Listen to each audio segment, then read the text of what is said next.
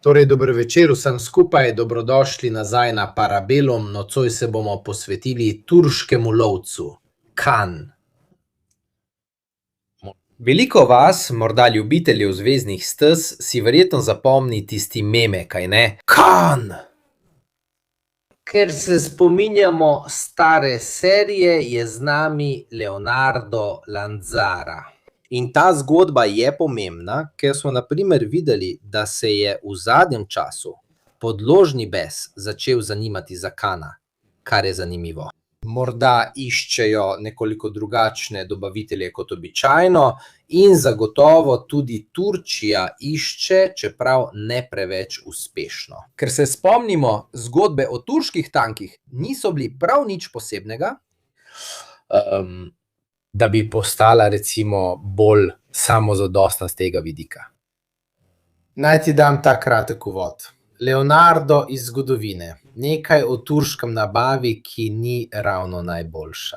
Kupili so Leopard 2 A4 iz Nemčije in bila je klavzula, da jih Nemci ne bi predali naprej, če bi bili uporabljeni zunaj določenih pogojev, saj so jih oni uporabili v Siriji. Govori se, da so bili uporabljeni tudi v urbanih spopadih, torej tudi slabo uporabljeni, skratka, Nemci jih niso prodali. Posodobitve 2A5, 2A6, 2A7, torej ta turška izkušnja jim ni bila preveč všeč, druga izkušnja pa je tista z F16. Mislim, da je to blok D tisti, ki ga imajo trenutno.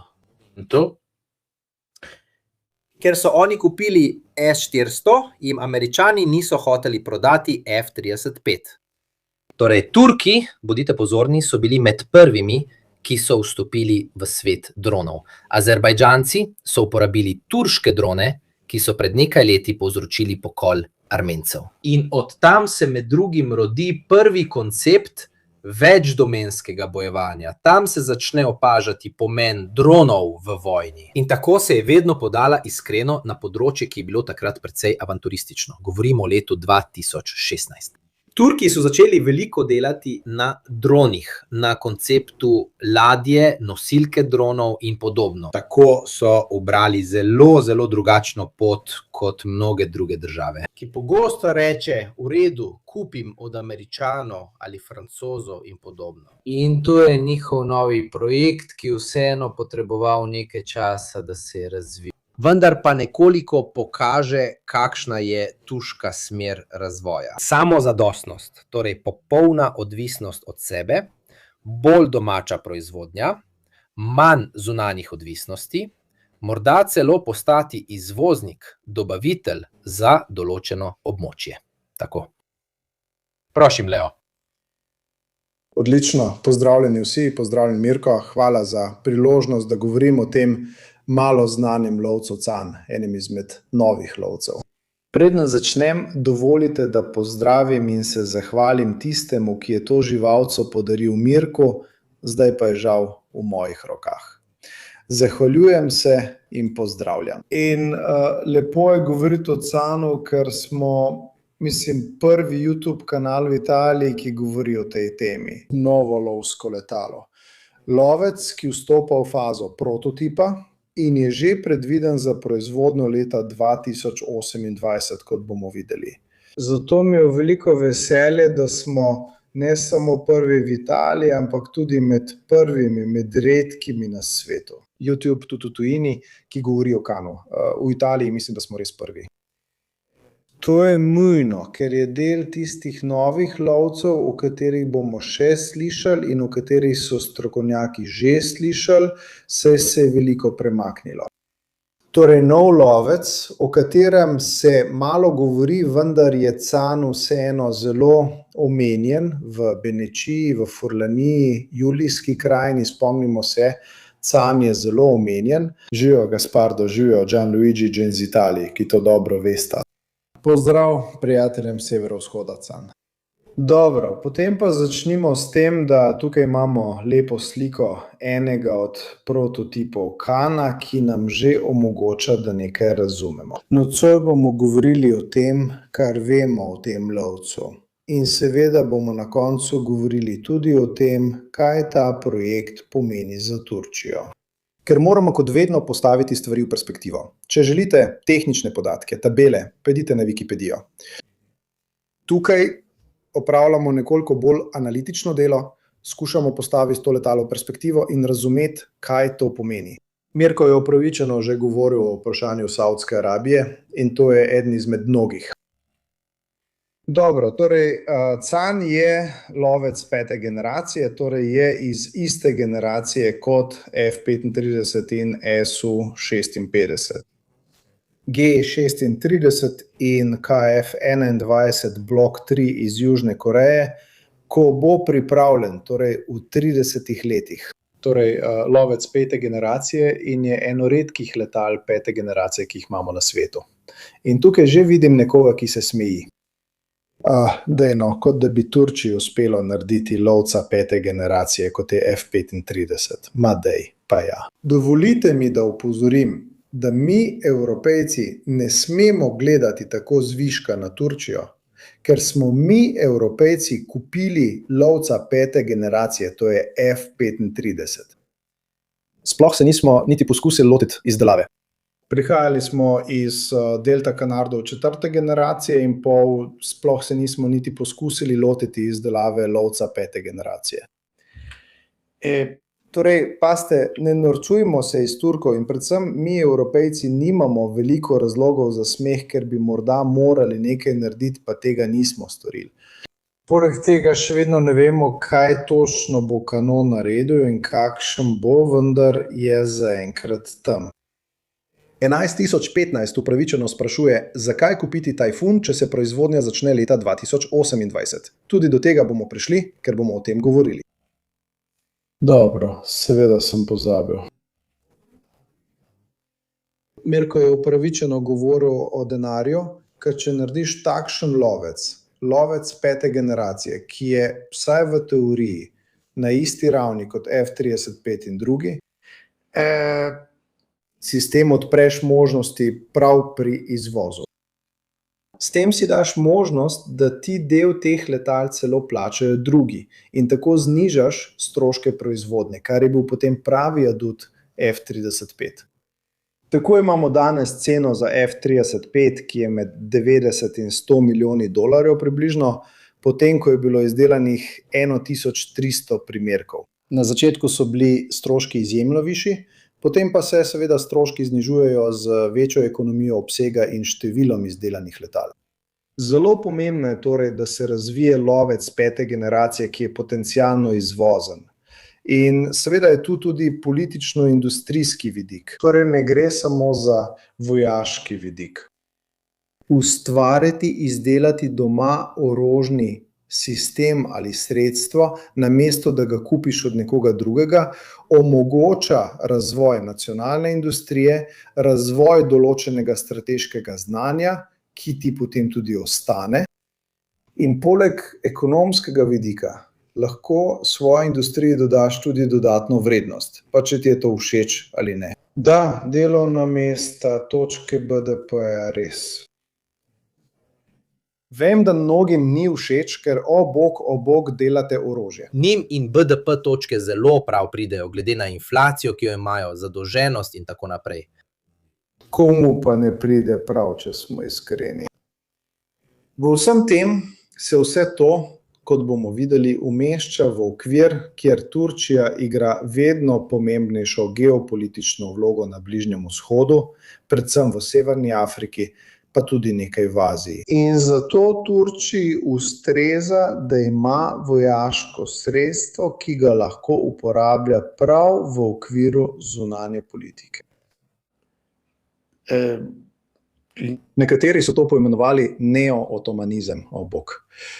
Jasno je, da tudi jaz naredim tak obraz. Ne, poglejte si posnetek v živo, ki smo ga naredili z Madalunom, o Turčiji, o vsem, kar stoji za njihovo idejo. Velika Turčija, zavezništvo z Azerbajdžanom, ambicije, varovalni pasovi, ozemlja v Siriji. Poleg tega je med njimi in Izraelom tudi tekmovanje, kaj ne? Odprti računi. Tekmovanje je tudi precej vroče, vedno bolj vroče. Hvala, Massimo.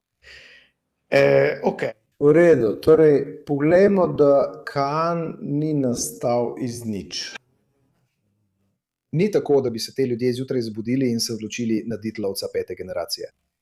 Kan je del precej ambicioznega industrijskega in geopolitičnega projekta in zdaj si ga bomo ogledali.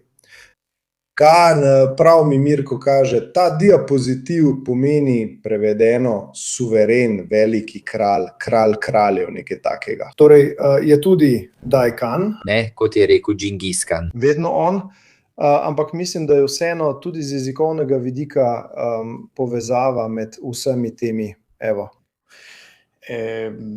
Torej, Kan ima že po imenu posebno pomembno vlogo, ker je to način, kako se Erdoganova Turčija postavlja na mednarodnem prizorišču s produktom, kajti to je produkt, ki predstavlja alternativo. Na ravni, ki mora tudi Turčiji dati določeno podobo in pokazati sijaj turških industrijskih zmogljivosti. Torej, vse je en sistem. Ne mislite na Kan kot na posamezen predmet, kot na posamezno letalo samo zase.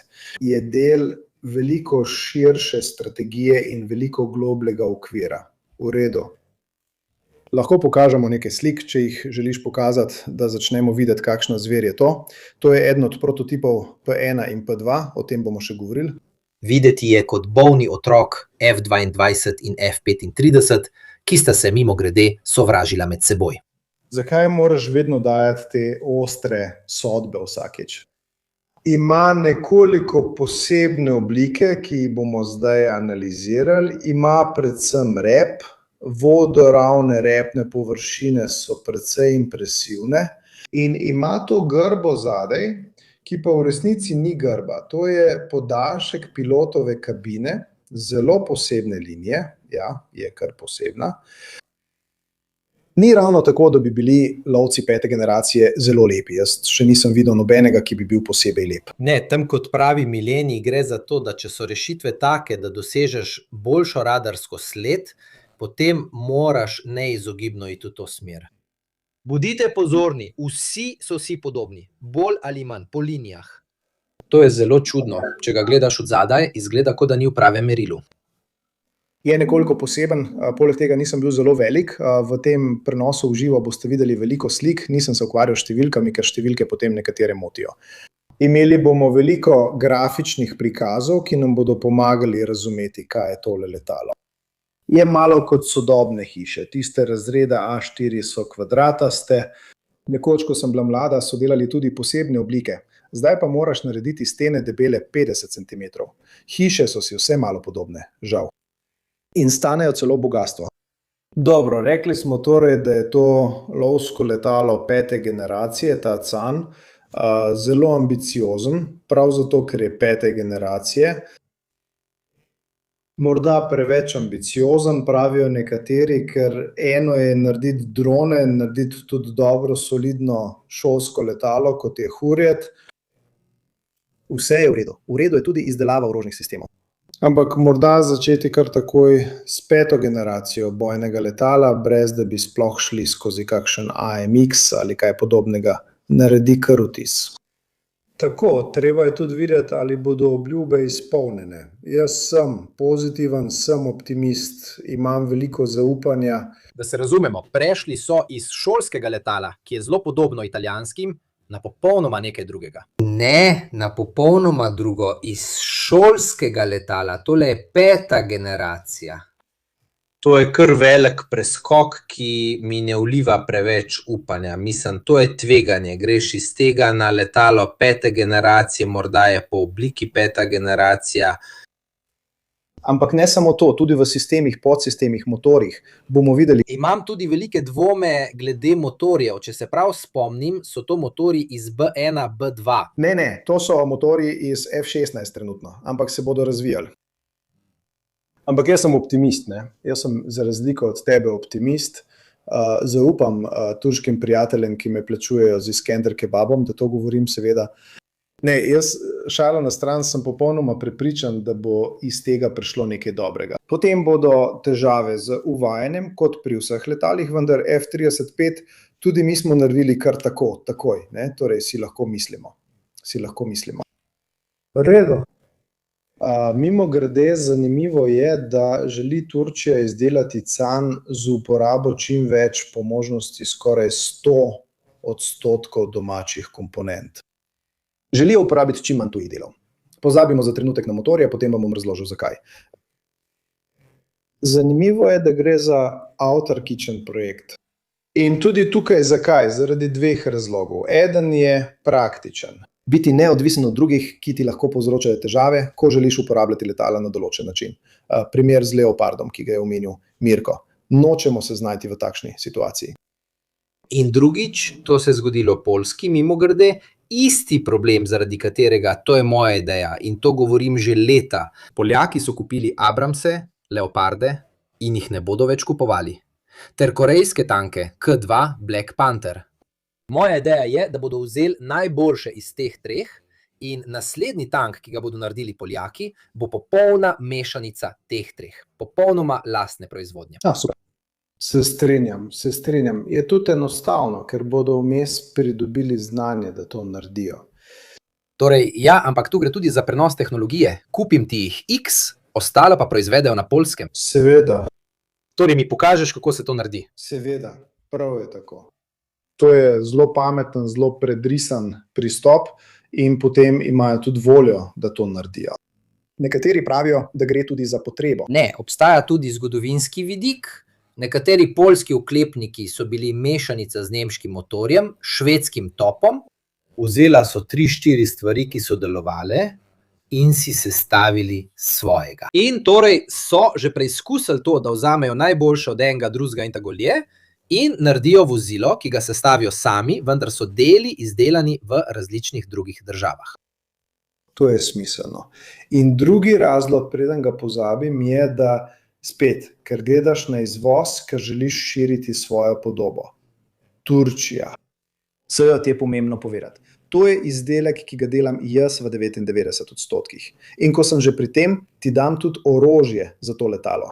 Torej, obstaja zgodovinski razlog, Leo, za to. Če pogledaš resnično daljno zgodovino turškega letalstva, je bila neobstoječa. Če se ne motim, so bili samo v prvi svetovni vojni, meni so samo nekaj Alberštatov, ki so jih dali Nemci. Tako se zgodovina turškega letalstva začne, tako kot tista o podmornicah, z nemškim sodelovanjem.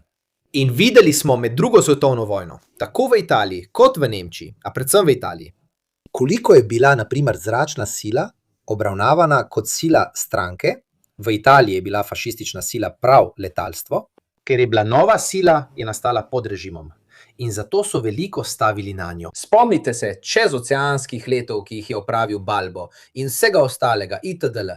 Torej, Turčija vidi v smislu veličine, če mora kdo nekaj narediti, da pokaže svoje sposobnosti itd., prav v letalstvu. Da je ena prvih vej vojske, na katero je stavil tudi Kemal Atatürk, bila prav ta, kjer so si želeli imeti notranje sposobnosti. Običajno je letalstvo, ne sprašujte me zakaj, morda zato, ker je spektakularno in podobno, vedno nekakšna vizitka skoraj vseh režimov. Ker je to novo orožje. To je orožje napredka. Tisti, ki pilotira letala, je športnik, je bahavec. Je popoln za simboliziranje novega, ki prihaja z našim režimom. To je bila, bi rekel, fašistična pripoved. Da. Da, tudi do nekaterih izkrivljanj, na primer konec 30-ih let so Italijani še vedno hoteli letala brez pokrova, pilotske kabine, ker so se samo pravi moški borili brez pokrova in tako naprej, tako so to videli. O tem bi lahko veliko govorili. In povem ti po pravici, zdaj naj samo na kratko omenim. Po stoletju, 90 letih, moramo imeti tudi intelektualno poštenost, mirnost, da povemo določene stvari. Brez da bi koga označevali za fašista, brez da bi rekli, da je fašizem lep ali grd. Tako. Ja, ampak oni so bili prvi, ki smo jih mi bombardirali. Prvi pravi bombardiranje je zabeleženo v zgodovini. Ali pa tisto od Italijanov v italijansko-turški vojni. Ja, leta 1911. Gledal ga je na roko, a? Ja, dobesedno. Ja, metali so te repe, pa še pilot je moral z eno roko nastaviti vžigalnik, kar je bila prava težava. O tem sem napisal knjižico, no, ampak to je druga zgodba, pustimo to. V redu. Vrnimo se k Kanu, to je bolje. Kan, kje si? Torej, kot sem rekel, da zaključim temo o ambicijah, v čem je problem izdelave lovca 5. generacije? Poleg tehnološkega vidika vam bom kmalu povzel, kaj pomeni 5. generacija, ker morda kdo tega ne ve. Gre za denar, za sredstva, saj izdelava lovca 5. generacije stane ogromno. O 6. sploh ne govorimo, o 5. pa že stanejo veliko, zato niso za vsakogar. Ampak dobra novica za skeptike je, da je Indonezija že podpisala pogodbo za 48 letal CAN. Torej, to letalo še ne obstaja. Obstajajo 3 prototipi. In že je podpisana pogodba za 48 letal za Indonezijo. Veš, kje jaz zavoham evolucijo cala? Kar se tiče S400, so verjetno naredili veliko profiliranja in tako so lahko testirali tudi odsevne sposobnosti materialov. Zanimivo je videti, da so si želeli imeti F35 in S400 skupaj. Da bi razumeli, po mojem mnenju, tudi kako vidna so bila njihova letala in kakšne so bile sposobnosti stealth letala, ter združiti ti dve stvari, ker bi imel nekaj, česar nima nihče drug na svetu. Na eni strani imaš nekoga z enim najbolj znanih ščitov, na drugi strani pa nekoga z najbolj znanim mečem. Tako si lahko doma naredil tudi kalibracijo in videl, katere so prednosti obeh stvari. Stvar, glede katere imam največ dvomov, ampak vem, da boš o tem govoril, je elektronika. Ker v redu oblike, letalstvo, avionika in tako naprej imaš nekaj izkušenj, ampak elektroniko doma si pa težko predstavljam. Jaz pa sem pozitiven, sem optimist, ker je Turčija pridobila veliko izkušenj z droni in kar se tiče elektronike, no, morda ne bo dosegla enake zmogljivosti kot AESA radar na F35, hvala Bogu. Ampak jaz sem optimist, Mirko, ker sem bil zaradi drugih poklicnih razlogov v stiku s turškimi industrijami. In moram reči, da sem iz teh izkušenj neverjetnih odšel zelo impresioniran. Ni nujno, da je najboljše, dovolj je, da je dovolj dobro za. Glavni komercialni cilj Cana je odščipniti del trga F35 in biti alternativa F35 za tiste, ki si ga ne morejo privoščiti, zaradi denarja in političnih razlogov. Ker F35 ni na voljo vsem, prej si omenil Saudsko Arabijo. Od kdaj Saudska Arabija prosi za F35, pa ji ga nikoli niso dali? Zakaj mora imeti na Bližnjem vzhodu samo Izrael F35? Ti je všeč ali ne? Dali so ti F15 vse, kar hočeš, ampak F35 pa ne. In zakaj potem neka Saudska Arabija tega ne more imeti? Jaz malo spremljam stvari, da razumem, kam želijo priti. Videl sem nakup S400, blokado F35, po mojem mnenju je bilo vse to načrtovano. Poglejmo, koliko S400 vidi F35, razumemo, kako deluje in tako naprej. In potem sem videl tudi Murada, ker so to 3 ključni dejavniki za gradnjo. Murad je turški radar z ESA tehnologijo, torej si narediš radar z ESA. La-400, da vidiš, kako se dela profiliranje in tudi kako zelo je letalo vidno. Potem pa vzameš še F35, kaj ne? Ni nujno, da bi jih vzeli veliko, po mojem mnenju jim je zadostovalo, da so jih vzeli 10, samo zato, da jih preučijo. Tako so se lotili vseh tistih stvari, ki jih potem potrebuješ, da narediš letalo 5. generacije. Ja, ampak obstaja tudi drug scenarij in ne pravim, da se motiš, samo ponujam ti alternativo. Ker Gabriele Romano hvala glede B21 Raiderja. Glej, tako malo informacij o B21, da tvegamo, da sploh ne vemo, koliko motorjev ima. Jaz stavim, da ima 2, nekdo drug pa stavi, da ima 4. Tako da imamo res tako malo gradiva, Gabriele, da bo Bog naredil prav. Po mojem mnenju, ker smo naredili večino bombnikov, naredimo še F117. O, poglej, Če ta prenos doseže 50.000 ogledov, naredimo F-117. Ni odpisan, ker je njegov duh živ in se bori skupaj z nami, pravzaprav leti skupaj z nami. Pozdrav in poljub, vsake toliko pride poljubček za kocko. Moral mu bom podariti večjega, ker ga bo kmalu odnesel v posteljo. Kupil ti bom model v merilu 1:16, so taki? Ali pa B1 v merilu 1:72, ki je prava zverina, ker je B1 res velik. Enkrat sem naredil B1, ko sem bil mlajši, pa je bil res zver. Ampak vrnimo se k cenu. Kan, v redu. Torej, ker drugače bomo tukaj zašli s teme in nikoli ne bomo končali. Torej, kakšna je bila ideja cena? Kan je nastal kot TFX, kot program leta 2010. Nacionalni projekt družbe TAI, Turkish Aerospace Industries, in takratna ideja je bila, da bi z dokaj zmogljivim lovcem zamenjali F-16, seveda pa tudi F-4, ki so še bili v uporabi, počakati na F-35 in tako imeti F-35 kot letalo v kombinaciji high-low, F-35 kot high, Ken oziroma TFX pa naj bi bil low. Torej niso začeli z nekimi izjemnimi zahtevami, saj so razmišljali o nečem podobnem kot Gripen, o F-16, o Gripenu. Potem pa se je projekt razvijal naprej. Trenutno je ideja, da bi bil CEN operativen v Turčiji leta 2030, s pričetkom proizvodnje leta 2028, kar je, kot pravijo nekateri, nekoliko optimistično, saj je to skoraj že jutri. Jaz pa še naprej zaupam, ker sem nepopravljiv optimist. Torej, zaupam. Ker smo govorili o tem, tako, bravo Mirko, ki nam pokaže tole predstavitev, kaj pomeni lovec 5. generacije. Veste, da so generacije lovcev, na hitro povzamem, neuradna razdelitev, ki izvira iz, mislim, 80. let prejšnjega stoletja.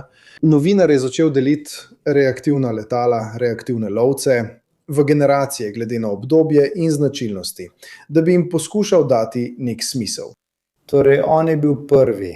Lovci 4. generacije, F-15, F-16, 4. generacija, evropski Eurokanardi, torej Rafale, Eurofighter Rafale, pa tudi Suhoj Su-30 so 4. generacije in pol, torej izboljšava 4. generacije. 5. generacija je ta stvar tukaj, F-22 od F-22 naprej, ki je vseeno projekt iz 80. let, F-22, pozor. V proizvodnjo je prišel konec 90. in v začetku 2000, če se prav spomnim. Proizvodnja se je končala leta 2011, mislim, to je bilo prvo letalo 5. generacije, ker napredne stert lastnosti, super križarjenje, torej preseganje hitrosti zvoka brez dopolnilnega zgorevanja, napredni senzori, združevanje podatkov, napredna avionika in odlična okretnost. To je na grobo tisto, kar loči lovca 5. generacije. Cilji niso lahki, letala so zelo draga in zahtevane industrijske zmogljivosti so precej visoke. In pokažemo tudi naslednjo sliko, Mirko, prosim. In to je posebej zanimiva slika, ker nam pokaže, mislim, da je to bil eden prvih preizkusov motorja za Kan. V tem primeru so tukaj motorji F-16, prav, in F-100. Torej, ker si prej omenil precej lepo sliko, mimogrede še posebej zanimivo, prav, ker si prej govoril o S-400, ti bom postavil vprašanje, zakaj je Turčija sploh kupila S-400? Zaradi ideje, ki si jo imel ti, ali zato, ker jim Američani niso hoteli dati Patriotov? Američani niso hoteli dati Patriotov Turčiji. Turčija jih je želela, Združene države jih niso hoteli dati. Naredili so cel kup zapletov. Dali so jim staro različico, nekončne. Tako so Turki na neki točki poskušali dobiti opremo drugje. Torej, tudi to je razlog. Zakaj jim niso dali F-35? Ne samo zato, ker je Turčija sklepala dogovor z Rusijo za S-400, ampak tudi iz političnega razloga. Obstajal je strah, da bi lahko F-35 uporabili v Siriji proti Kurdom. Bil je prisoten ta strah. In pri tem je bil vpleten tudi Izrael. Tudi Izrael in tudi Grčija, zakaj pa ne Grčija? Ne verjamem, da se je ideja o Canu rodila z mislijo, vzemimo S400 F35, mislim, da se mu je to porodilo med samim postopkom. Torej, moral bi biti lovec 4., 4,5 generacije, potem pa, ko so bili že vmes, so začeli razumeti, v redu, to bi lahko naredili, imamo vsaj ta del, radar ESA, pokrivamo itd. Mislim, da se je ideja o letalu v teh 10 letih spremenila. Postopoma, odvisno od situacij, so spreminjali. Tudi zato, ker se je spremenila splošna geopolitična situacija. Torej, morala je biti ena stvar, zdaj se razvija. Ni nujno, da bo to, kar bo zdaj prišlo ven, končna različica, morda z drugimi motorji in tako naprej, bodo še naprej razvijali to idejo. Morda bo opremljena z, kako se reče, zvestim spremljevalcem ali drugimi stvarmi kot možnost. To je praktično gotovo. Ampak tudi do tega še pridemo, ker bomo govorili tudi o teh temah. Tako, ampak mislim, da imaš prav tudi zato, ker se je projekt razvijal, postal bolj zahteven in se je s časoma povečal. Ampak mislim, da je to prava razlaga. Ne more več biti nizki del tega high-low miksa, ker high dela ni bilo več, zato so rekli v redu. Gremo s high delom in mogoče bomo tisti low naredili, kdo ve, ali z droni ali z Eurofighterji. Prej nekdo vprašal, zakaj razvijati Ken in kupovati Eurofighterje. No, najprej zato, ker je Eurofighter preverjeno letalo. Dobro ga poznaš, veš, kako deluje, veš, kakšna zver je, veš, kaj počne, veš, česa ne počne in zadnje različice so tudi precej večnamenske. In si ga vzel in ga imaš tam. Potem med tem razvijaš Ken in Ken bo bolj neviden, bo bolj izpopolnjen, opravljal bo še druge funkcije. To niti ni napačna ideja.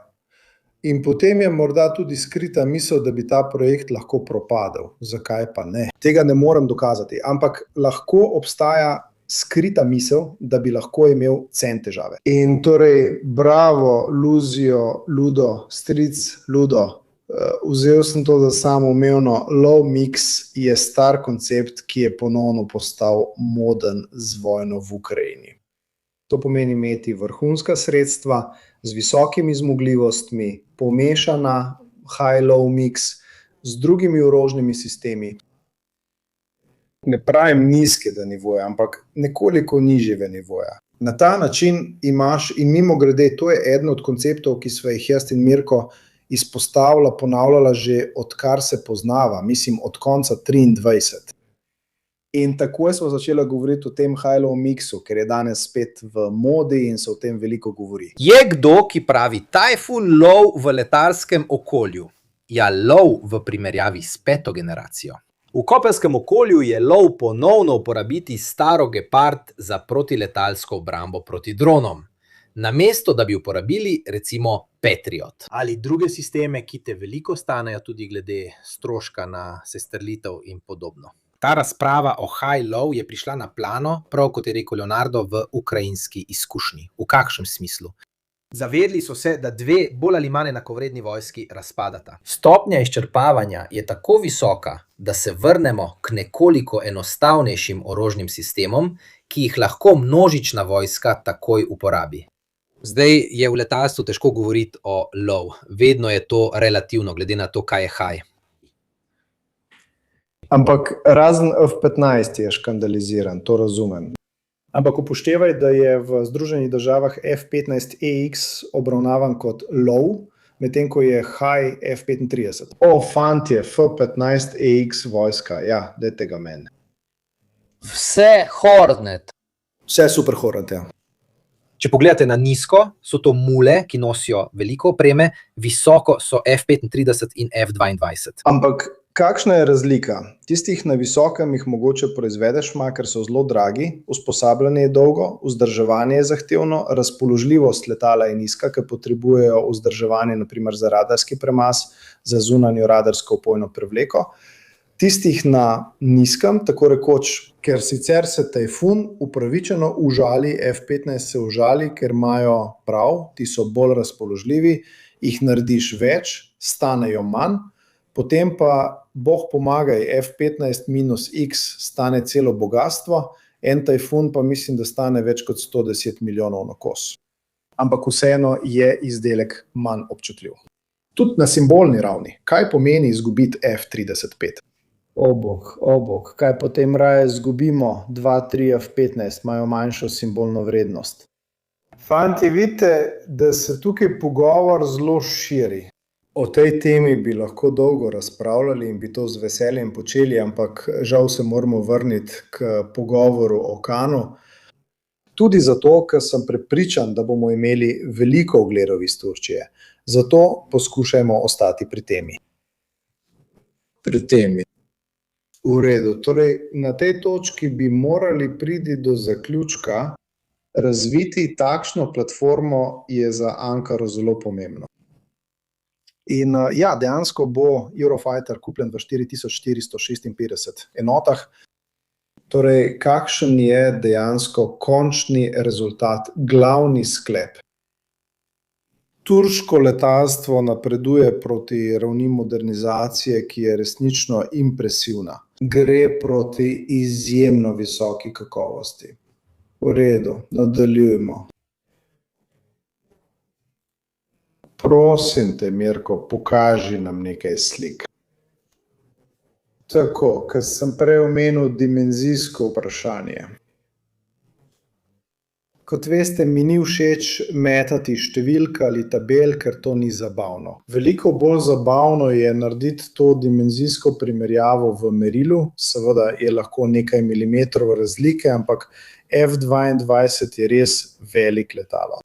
Ta je še večji. Res velik. Tukaj smo pri dimenzijah Su-57 in J-20. Mislim, da je to tudi zaradi uporabe motorjev iz F-16, ki niso ravno majhni. Ne samo to. Veliko letalo omogoča več goriva, torej večji doseg. Omogoča tudi večje orožne prostore. In še? Orožni prostori, ker kje morajo Turki sploh delovati? Približno okoli svojega ozemlja. Zato ne verjamem, da potrebujejo operativnost na tisoče kilometrov stran. Če že deluješ na 1000 kilometrov, prideš kamorkoli.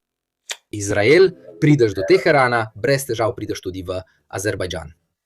Povejte o Indoneziji, največji arhipelag na svetu, z več kot 1000 otoki, nujno potrebuje dvomotorno letalo z velikim dosegom. Ampak morda lahko izbiraš, veš, jaz verjamem tudi v modularnost stvari.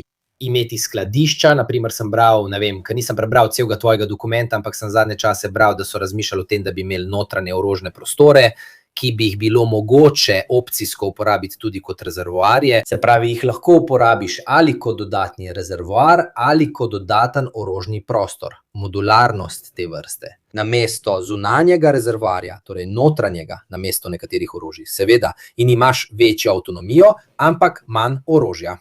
Ja, popolnoma v redu. Brez ogrožanja stealth lastnosti. Pravilno, ker ena izmed pomembnih stvari pri lovcih 5. generacije je, da imajo vse v sebi. Vse imajo spravljeno znotraj. Orožje imajo v notranjosti. Južnokorejski KF-21 Borame, o katerem smo, prvi govorili v Italiji in med prvimi na svetu na tem kanalu pred par leti. Poglejte si tisti prenos v živo. Zakaj ni lovec 5. generacije? Postal bo. Ampak danes je lovec 4,5 generacije. Ker njegovi notranji prostori za orožje še niso pripravljeni, orožje nosi zunaj. In to ga ne naredi za lovca 5. generacije, vsaj ne v običajnem pomenu besede. Spomnim se, da ni tako, da za lovca 5. generacije obstaja nek kontrolni seznam. V tej zadevi je tudi veliko marketinga. To služi tudi na komunikacijski ravni. Ta lovec 5., ta 6., ta 4., ta 4,5 generacije pomaga tudi, da takoj vemo, o čem govorimo. Vendar ne jemljimo vsega dobesedno. Ne zdi se mi, da bi imel F-35 super križarjenja. Mislim, da ne. Pa vendar. Ali pokažemo tudi naslednjo sliko? Evo, vidiš, jaz sem razumel 4K. Pozdrav severovzhodu. Torej, še vedno glede primerjav. Velikost ni pomembna. Ker ni pomembno, kako velik si, ampak kako to uporabljaš. Poglejte, oblike F22 in Kana. Okay. Obstaja določena podobnost. Vsi pravijo, da so vsi enaki kot F35, pa ni tako. V tem primeru je Kan zelo podoben F22. F21 boram je nekoliko pomanjšan, F22 oblika je takšna. Ampak zakaj? Zato, ker obstaja vrsta pravil, ki jih moraš upoštevati, če želiš zmanjšati svojo radarsko sled, svoj RCS, svojo radarsko presečno površino. Bravo, Winter. Ampak poglej razdaljo med tvojimi motorji. Tako močno povečaš svojo vidnost.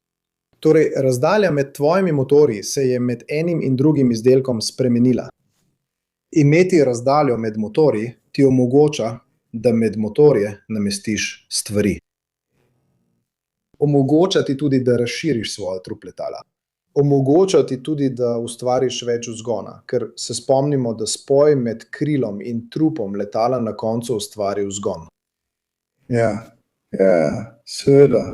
Ampak vseeno bi rad izpostavil tisti koncept razdalje med motorji. Zdaj tukaj Beli govori, kot je rekel Funari, ampak tudi on, tudi Su-27, tudi Su-57 ima to razdalje med motorji. Torej, to je edini način, ki se ga lahko spomnim, da preprečim, da Beli ne bi nakladal. Vidite? Ampak čemu je to služilo? Služilo je za ustvarjanje vzgona. So odstranili. Služilo je za ustvarjanje vzgona in za ustvarjanje prostora, tunela med motorji, ki služi za namestitev orožja, aerodinamično zelo učinkovita rešitev. Tako zelo, da se ta formula iz 70-ih, pravzaprav 60-ih let uporablja še danes. V redu, ker nadaljujemo z prikazovanjem slik, sej ni pomembno, da se vidi moj obraz. Tukaj je še ena primerjava velikosti.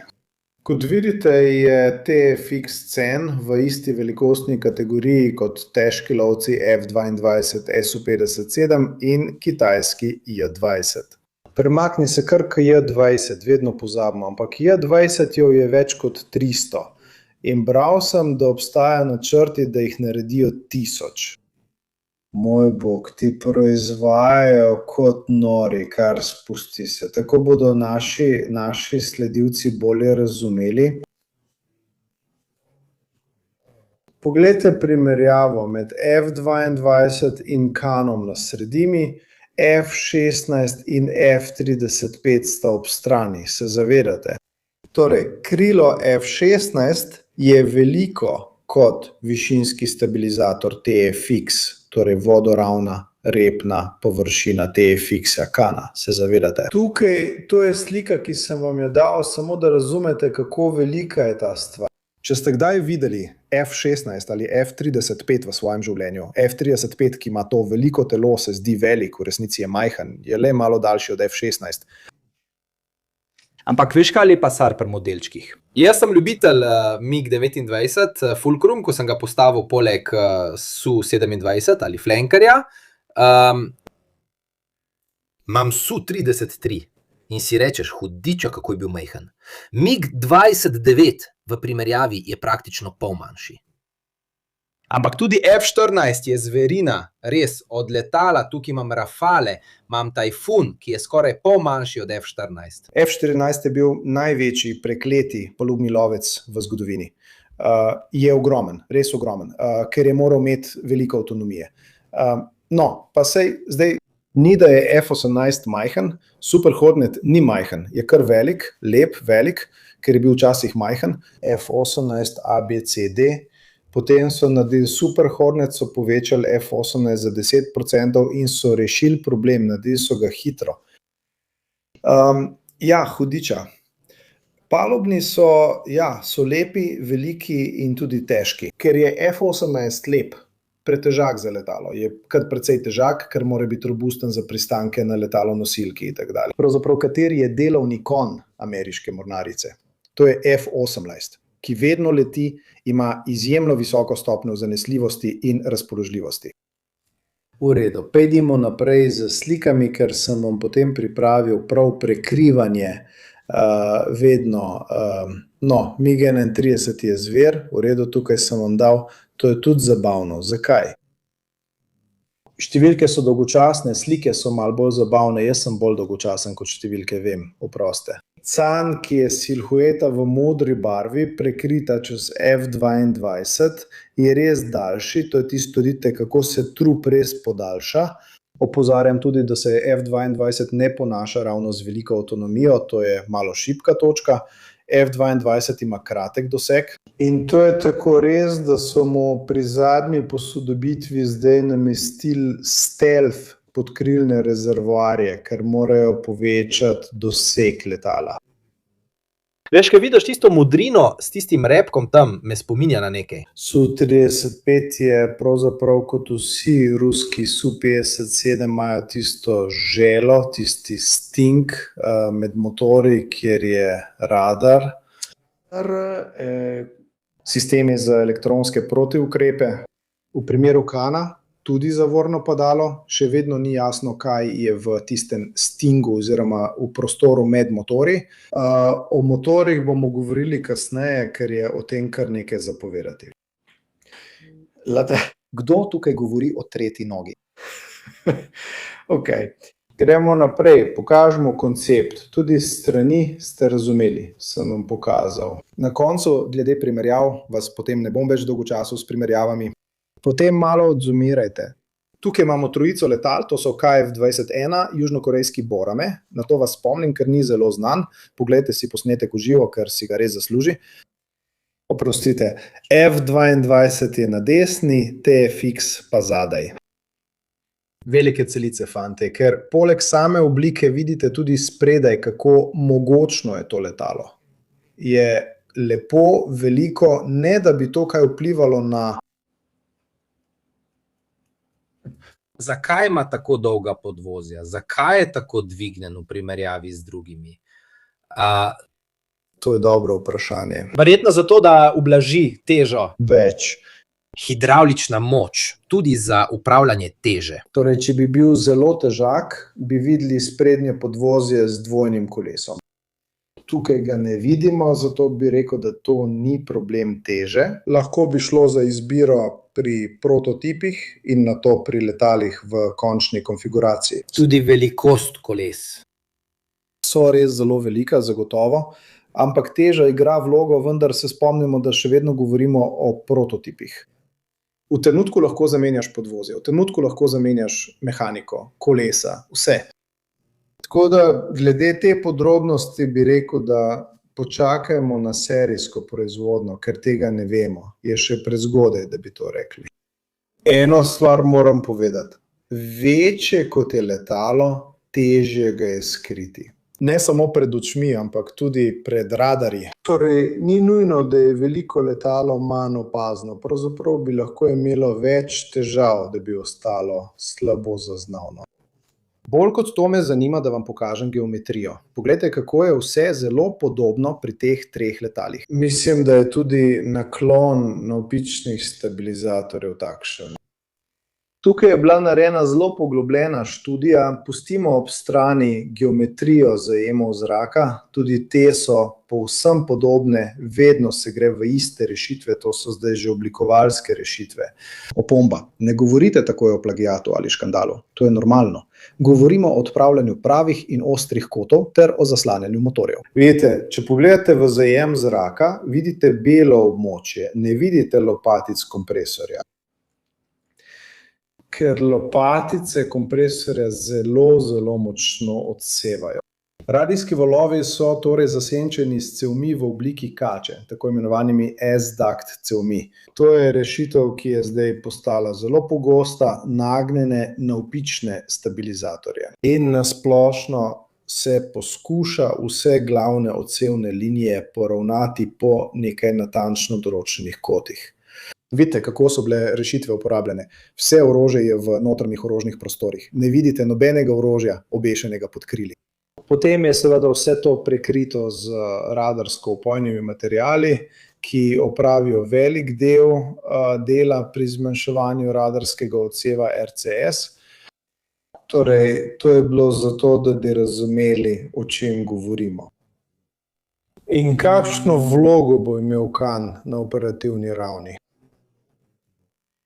Sprva je bil namenjen za zračno premoč, torej nastal je kot letalo za zračno premoč, ki se bo počasi razvijalo, niti ne prikrito v večnamensko vlogo, torej bo počasi pridobival rakete in bombe za napade na kopenske cilje.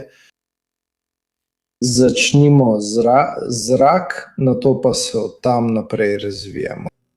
Nekdo. Kdo je po tvojem mnenju govoril? Razvili bodo različne različice, ker je zdaj trend, da naredijo orožni sistem in ga nato prilagodijo za mornariško različico. V večnamenski različici ne. Izdelali bodo različne bloke tega kana, sprva bodo namenjeni zrak, nato bodo naslednji bloki imeli integracije z novim orožjem.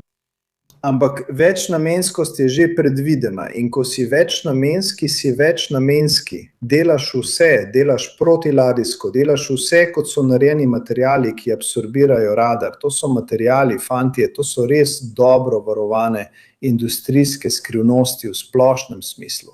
To so materiali, ki, ko jih zadenejo radijski valovi, jih absorbirajo, torej razpršijo njihovo energijo v sebi, pogosto v obliki toplote, zato so včasih prisotni tudi hladilni sistemi. In na ta način se prepreči, da bi se radijski val odbil nazaj proti oddajniku. To je potem tudi princip delovanja radarja. Zakaj imajo te oblike? Zakaj se radijski val ne sme vrniti proti radarju, ki ga je oddal? Imam popoln primer. To je kot Lüneburgova sfera, v smislu, da imaš material, ki praktično ujame radarski signal v notranjosti in ga odbija ne nazaj k viru, ampak proti drugim stvarem. Na nekatere drone so namestili nekaj sfer, mislim, da v eksperimentalnem obdobju v Ukrajini, prav zato, da bi zmanjšali njihov radarski odtis. Predstavljajte si, kaj lahko uporabim kot primer. Aha, tukaj je. Koncept, ki ga lahko vsak razume. Veste, kaj so zvočno opojne plošče? Tiste z velikimi trikotniki, ki jih prilepiš na stene, s klini, ki služijo za razpršitev zvoka. Koncept na splošno. Je to, ja, to je to. Če želite natančnejše informacije, se bom tukaj ustavil, ker poleg tega nisem ravno strokovnjak za kemijo materialov, ampak tukaj so inženirska znanja, ki jih sam niti ne poskušam imeti. Potem, fantje, treba je povedati še nekaj. Vse te stealth tehnologije, ki so danes tako modne, tvegajo, da jih bodo kvantni radarji povsem izničili. Vse lahko izničijo vse stealth tehnologije. Potem se stvar zaplete, ker je v igri kvantna prepletenost. Ne znam vam tega razložiti na razumljiv način, tudi zato, ker niti sam tega ne razumem najbolje. Vse te stealth tehnologije obstajajo, dokler ne bodo prišli kvantni radarji. In zdi se, da je Kitajska na tem področju zelo napredna. Prej je nekdo govoril o dronih, o uporabi dronov. Prosim te, Mirko, pojdi na stran 22, da pokažemo, s čim bi moral delati. ICANN. Torej, govorimo o tako imenovanem manned, unmanned teamingu, torej o mešani formaciji pilotiranih letal, morda enega, ki ga spremlja UCAV, bojni droni, brezpilotna bojna letala. Imamo 3 kandidate. Anka 3, to je enomotorno leteče krilo. Trenutno je Kisilelma, ki je v Nomačo, prav sem rekel, to je ta stvar tukaj. Mimogrede, Kisilelma ima rekord, ker je bil prvi bojni dron na svetu, ki je izstrelil zračno raketo dolgega dosega proti reaktivnemu cilju. Pred nekaj meseci, mislim, da konec 2025. Torej, je mogoče si predstavljati, da bo v mešani formaciji kana Kisilelma kot bojni element. To je precej ukretno letalo, evo vidite raketo tam spodaj, ampak v tem primeru je to bomba. Ker je to vseeno dron, ki lahko upravlja različne funkcije, tako kot vsi droni. Opremljaš ga in ga pošlješ upravljati naloge. Kisilelma je verjetno lovec v mešani formaciji, je hitro in ukretno letalo. Medtem pa je Anka Treta, tisti, ki ste ga prej videli v obliki letečega dorita, očitno bolj namenjen izvidništvu. Vidite, na primer, dovod zraka na zgornjem delu. To označuje letalo z močnim pogonom in nizko radarsko opaznostjo, namenjeno nizki radarski opaznosti in predvidevamo z visoko višinsko prodiranje izvidništvo take stvari. Ker pri manevrskem zračnem boju dovod zraka na hrbtni strani ni najboljši, pravzaprav ga nihče nima. Kitajci na primer predlagajo GJ-11, če se prav spomnim, ki ima podobno konfiguracijo. Ma non è assolutamente un velivolo intero. Za manevre, boj, okretnost in tako dalje. Bomo videli. Dejstvo pa je, da so tudi v Turčiji sprejeli koncept MUMT. Da združijo posebnosti pilotiranih letal z bojnimi droni, torej nepilotiranimi. Kopija italo-francoskega neurona, pravi Tizio Caio. Ja, zelo je podoben, ampak ni samo to. Neuron, če Kitajski, ampak jih je veliko. Nekaj podobnega je tudi v Združenih državah, to so spet aerodinamične rešitve, zelo podobne, ker dobro delujejo. Vem, da se zdi, vse je zelo žalostno, vse je zelo podobno. Končala se je doba lovcev druge, tretje, četrte generacije, vsi različni, z različnimi rešitvami. V današnjem svetu, če želiš biti slabo zaznaven na radarju, moraš slediti precej natančnim pravilom. In iz tega ni izhoda. Tukaj ni kaj dosti narediti. Ampak tudi pri tankih je bil razvoj bolj ali manj tak. Prej ali slej vsi pridejo do iste končne rešitve. Iz tega res ni izhoda. Moraš. Vsi imajo nagnjeno oklepno zaščito, vsi imajo bolj ali manj termalni nočni vid PFSDS, nekateri imajo kakšno različico z možnostjo izstreljevanja raket, vsi imajo kompozitni oklep, je pa nekaj novosti, na primer Rusi z sistemom celice. Kar zadeva T-14, Armata, vsi zahodni tanki, razen tega, imamo mi blowout panel z naboji zadaj. Na koncu se stvari spreminjajo, ampak če pogledaš na koncu, ni Abra vizualno tako zelo drugačen od Leoparda 2. Morda so se Izraelci bolj razlikovali, ker imajo potrebe po urbanem bojevanju, kar jih je pripeljalo do razvoja vseh teh stvari bolj po meri, vgrajeni minometi za pehoto, možnost prevoza pehote in tako dalje. Tako je normalno, da vsi več ali manj pridejo do iste rešitve in do podobnih dimenzij kalibra, več ali manj enakih, pri letalih je enako. Več ali manj je to malo žalostno za nas, ki imamo radi letala. Mirko ima za hrbtom A10, ki ima edinstven dizajn na svetu. Takšne stvari, bi rekel, ne bomo več videli. Mimogrede, naredili smo tudi prenos v živo o A10 z nekaterimi domišljijskimi različicami za prihodnost. Če imate voljo, si oglejte tudi prenos v živo o najbolj nenavadnih različicah najbolj znanih letal. Je še posebej zabavno. Pove tudi nekaj nekoliko posebnega. Dobro, glede oborožitve. Kakšno oborožitev ima CAN?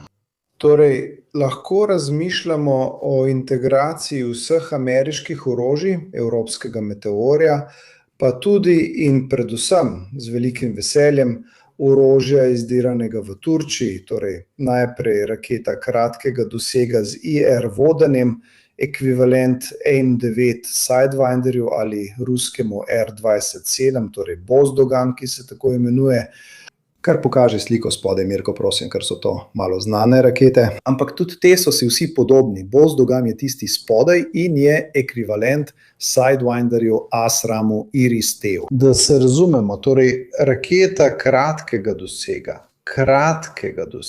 Tudi rakete so si vse podobne. In potem bo zagotovo imel usmerljive šobe, ker je sodobna raketa danes taka. In potem Gogdogan, ki je AMRAAM v tej situaciji, oziroma bolj kot Meteor, ki ima ramjet motor, bi rekel AMRAAM v tej situaciji. Torej Bozdogan, Gogdogan, vedno pozdrav severovzhodu, ker je tukaj in tudi tu veliko GAN Bozdogan. In ja, to so oborožitve narejene v Turčiji, s katerimi bo letalo zagotovo predstavljeno In ena od teh, Gog Dogan je bil napovedan strani Kilizelme in je zadev zračni cilj. Torej velik tehnološki uspeh. Obstaja še ena slika, kjer so že integrirani na F-16, naprimer, manj znane rakete. Zato sem vam dodal še nekaj slik, da boste vedeli, zakaj gre.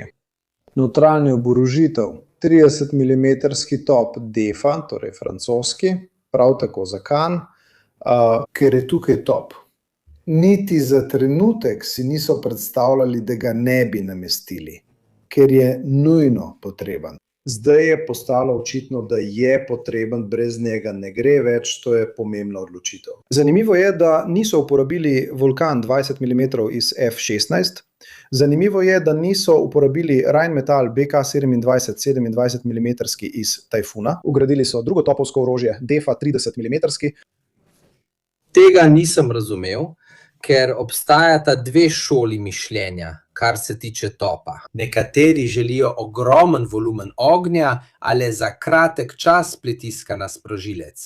Drugi pa imajo raje počasnejši volumen ognja, da imajo več možnosti. Recimo, da streljajo z večjimi kalibri, ker bo nekaj zadetkov, čeprav jih je malo, vseeno usodnih. Nekateri želijo volumen, kot pri Vulkanu, drugi pa želijo nekaj drugega.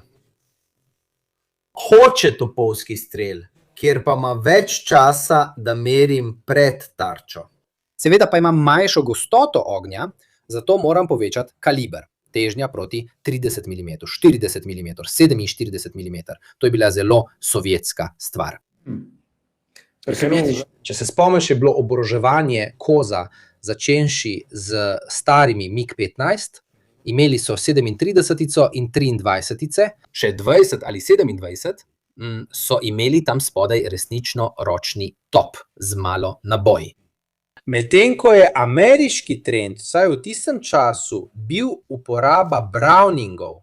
Če pogledaš Saberja, je imel Browninge. Koliko jih je imel Saber? 6, če se ne motim, 6 ali 8. Zasipal je streli, Te nasiču.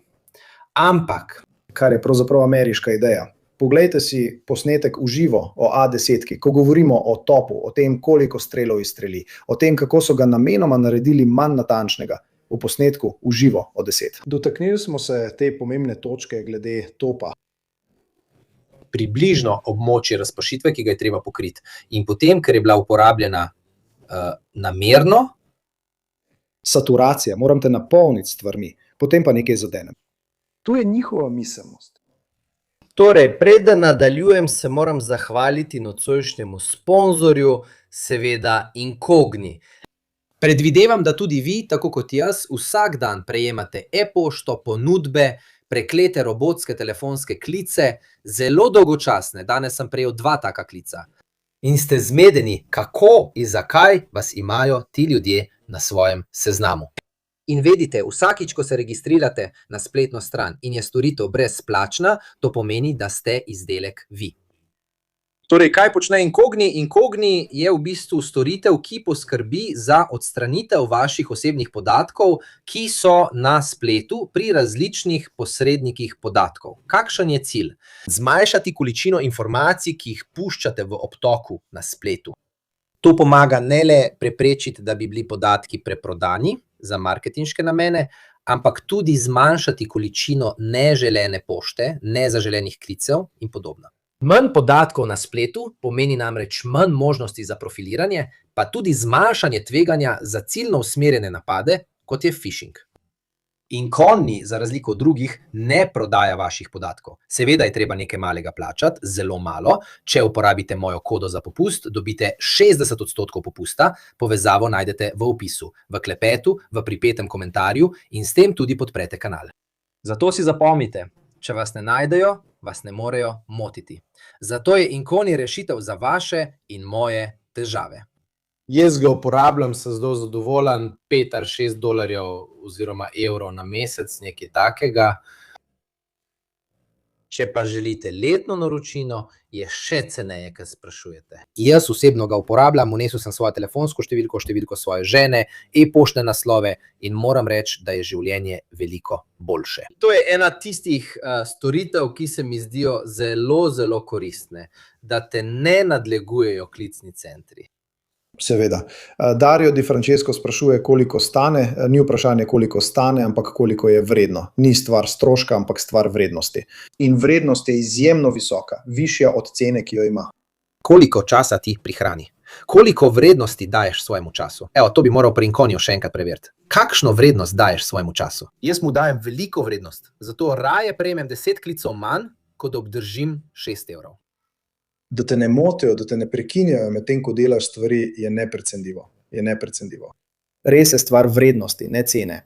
Živiš enako, tudi brez tistih 50 evrov, ampak živiš bolje.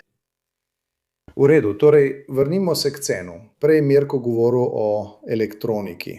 Elektronike je ogromno na tem letalu in ne more biti drugače, ker je lovec 5. generacije leteči računalnik.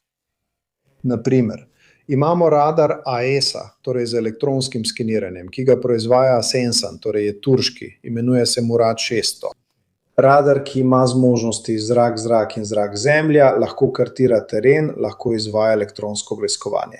Potem je tu še pasivni sistem. Tudi tukaj je F-35 postavil veliko standardov. Torej imamo infrardeči iskalni in sledilni sistem, torej infrardeči sistem za iskanje in zaklepanje cilja, popolnoma pasiven, kar manjka pri F-22.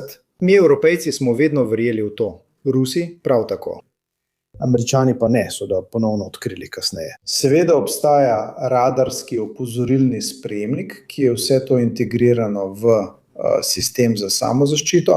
Radarski opozorilni sprejemniki so preprosto antene, ki zaznavajo radarje in glede na prijete signale opozarjajo pilota. Tako lahko pasivno prepoznajo radarski signal. Ne govorim nič novega, obstajajo že 50 let. Kaj pa glede pilotovega pogleda, čelade, vidljivosti? Torej, glede vida, kot ga ima F-35, torej 360-stopinjski pogled, nisem prepričan, da ga ima. Zagotovo ima sistem za zaznavanje izstrelitev, nekaj podobnega kot EOTS, torej elektrooptični sistem za ciljanje in tudi za opozarjanje. Tiste kroglice, ki jih vidimo spodaj. Torej, kroglice so lahko IRCM, naprimer, kot jih ima Su-57. To so laserji, to so usmerjene protiukrepi, ponavadi z laserjem, če se prav spomnim, ki ciljajo na iskalno glavo infrardeče vodenih raket. Torej, služijo za motenje, da jih zelo dobro zmedejo, teoretično, glav raket z vodenjem. To je nekaj, česar F-22 nima. Nekateri helikopteri, naprimer Phoenix, ima DIRCM, ni edini, ima ga tudi CEN. In to je ena kroglica.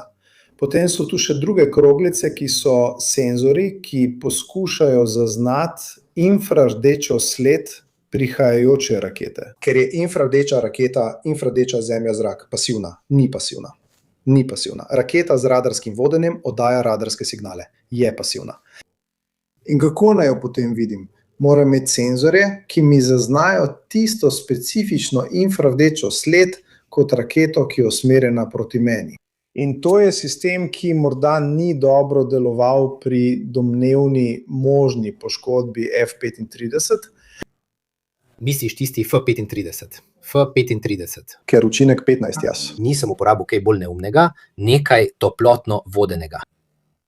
Ali pa zemeljsko zračno raketo z zmožnostjo kroženja, ki ima turboreaktivni motor, ne raketni. Turboreaktivni motor, ki torej ustvarja razmeroma hladen izpuh, razmeroma hladen in zato ga sistem na krovu ne prepozna kot grožnjo. To so vse teorije, fantje. In jaz imam ogromno teorij. In to je moja teorija o Iranu, za Iran. Raketa zemlja-zrak, ki po izstrelitvi z raketnim motorjem leti naprej in kroži na določenem območju, kot nekakšen hibrid z dronom v iskanju zračnega cilja pod pogonom majhnega reaktivnega motorja. Zelo težko jo je zaznati, ampak to je moja osebna teorija. Velika uporaba umetne inteligence seveda za upravljanje teh groženj, tako pri neposrednem spopadanju s protiukrepih, kot tudi pri filtriranju. Da pilotu predstavimo sliko situacije, ki je čista, jasna in podana po prioritetah pilotu. Slavna situacijsko zavedanje, ki jo mora imeti pilot čim višjo. Ali ne bodo uporabljali tudi samo umetne inteligence?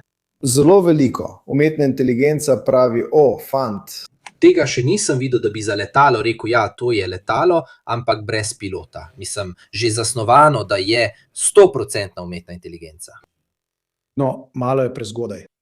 trenutno umetna inteligenca, kolikor jaz vem, ampak pripravljen sem, da me kdo popravi, vesel bom, če me kdo popravi. Umetna inteligenca trenutno še ni sposobna vsega obvladovati. Vendar pa se hitro približuje temu cilju. V Združenih državah Amerike že imamo letala F-16, ki so sposobna izvajati zračne boje in samostojno upravljati zapletene operacije. Kljub samo temu pravijo, da umetna inteligenca ne sme nadomestiti pilota, ampak ga mora dopolnjevati. Do zdaj. Bomo videli čez 20 let, 10 let, kako bodo stvari potekale. Trenutno mi pravijo, da umetna inteligenca še ni sposobna narediti prav vsega, vendar pa je smer že začrtana. O tem govorimo na tem kanalu leta 2024, ko govorimo o prvih UCAV-ih. In že takrat se mi zdi, da leta 2024. Pri umetni inteligenci proti pilotu je vedno zmagovala umetna inteligenca. Tudi zato, ker lahko ta brez težav manevrira pri 9G, medtem ko drugi pa izgubi zavest. Lahko ima tudi vso pomoč umetne inteligence, ampak če tvojega pilota ni, sem jaz naredil umetno inteligenco, ki lahko celo oceni, kakšne manevre izvaja drugi, in ugotovi, da gre za človeka. In ga tako prisili v manevre, ki jih ne more zdržati. Odlično, se strinjam. In prav tukaj med komentarji opažam Diego Barbaresco 1, morda se motim, ampak prepričan sem, da sem nekje prebral, da bi F-47 lahko bil opcijsko pilotiran. Opcijsko upravljan. Prav, ampak tudi Su-57, pa tudi Su-75, ki je mlajši brat Su-57 enomotorni, ki je bil zamišljen za izvoz in ki se zdi, da je v fazi prototipa. Tudi Tempest GCAP, Global Combat Air Program, v katerem sodelujejo Združeno kraljestvo, Italija in Japonska, ter še drugi, ki se bodo morda pridružili. Zdi se, da bi tudi on lahko bil pripravljen narediti nepilotirano različico. Z vsemi prednostmi, ki jih to prinaša, v prihodnosti z umetno inteligenco, ki bo res sposobna narediti vse. Malo je še zgodaj, ampak vseeno je to prava pot. In mi to govorimo že od leta 2024. Ne zato, ker smo vedeževalci, ampak zato, ker se informiramo. V redu, stanje programa. Prvi prototip, imenovan Penic Delcan, je poletel leta 2024. Trenutno sta na voljo dva prototipa, P1 in P2, ki bosta uporabljena za statične preizkuse na tleh, vendar nam že dajeta predstavo o končnem letalu. Praktično je bil P0 uporabljen kot demonstrator. P1 in P2 sta skoraj dokončna prototipa končnega letala in sta doživela več strukturnih sprememb. Naprimer, imela sta razširjen trup. Kdo je prej rekel, da je veliko prostora med motorji? Tako, povečali so ga od P0, ki je tisti bel na desni, do tistega sivega, do P1, P1 in P2. Prišlo je do razširitve trupa, na splošno so spremenili tudi vodoravni stabilizator zaradi aerodinamike in radarskega preseka. Oni so izračunali, odločili so, da je tako bolje, nimam podrobnosti. Tudi dovod zraka je bil premaknen nekoliko bolj nazaj, tako da je bilo narejenih več sprememb. In tudi nos. Nos je postal nekoliko večji, v primeru, da lahko sprejme radar z večjo anteno. Večji radar pomeni več oddajnih in sprejemnih elementov, neodvisnih, zato lahko dosežem večjo pokritost. Falcone mi pravi, da moram govoriti o Ipsonu F-23. Ja, o tem je res veliko zapovedati morda. Tudi zato, ker se ga jaz spomnim, ker sem dovolj star, da se ga spomnim tekmovanja med F-22 in F-23, jaz sem bil tam. Zato se ga dobro spomnim, jaz sem bil tam. Jaz tisti dan pri Gaugameli. Bil sem tam, spomnim se, krvavel sem. Spomnim se, takrat smo za take stvari brali Aeronautika Edifeza, ko je še obstajala. Dobro, izdelali bodo še 3 prototipe na koncu, torej izgleda dobro, da sem dodal tudi to sliko.